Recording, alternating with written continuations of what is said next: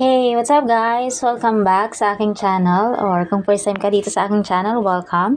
And so magpapalit tayo ng mobile number dito sa ating Alipay account. Kasi yung mobile number, yung previous mobile number ko, expired na.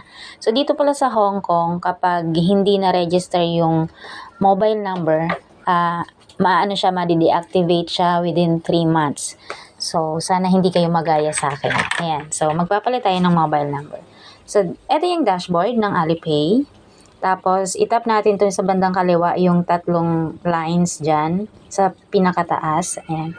Tapos, tap natin yung settings. Ayan. Tapos, punta tayo dito sa account. Tapos, tap natin yung mobile number. Yan, tapos click natin yung modify. So, your cellphone number or login number. So, papalitan natin yan. Ayan, tapos naka-auto fill out naman yung country, China, Hong Kong. Tapos, lalagyan natin yung number.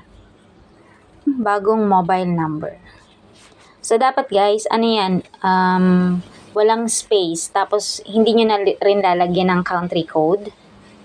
And walang space. So, ilang digits to? 2, 4, 6, 8 digits lang. Kasi natry ko yung ibang way, hindi siya ina-accept. Ayan. So, 8 digits, tapos walang space. Ayan. Tapos, tap natin yung next. And tapos, susundin lang natin to for security verification. Please drag the ball into the basket. Ayan. So, i-press nyo lang, tapos shoot dun sa basketball. Verified success. Tapos, input SMS verification code. So, makakatanggap tayo ng, ayun, may verification code na.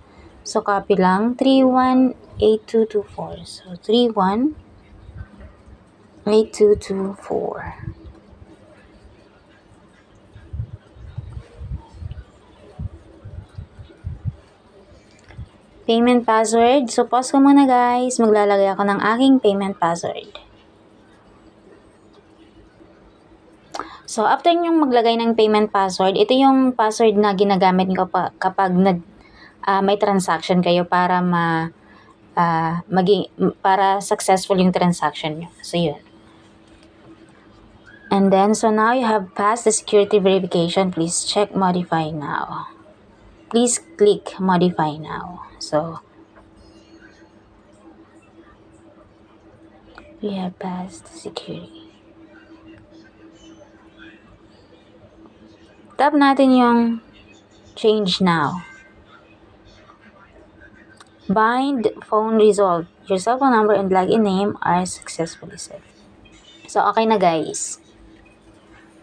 Ayan, may notification din naman agad kayong marireceive. Ayan, so, tap natin yung confirm. Bind phone result, successful na. Tapos, tap natin yung confirm.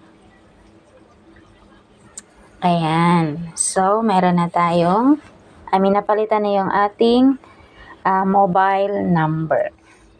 So, yun naman guys in this video. Thank you so much for watching. Kung nakatulong sa'yo ang video na to, please give me a like. Or kung hindi ka pa nakakapag-subscribe, consider subscribing. So, yun. Thank you so much and until next time guys. Bye-bye!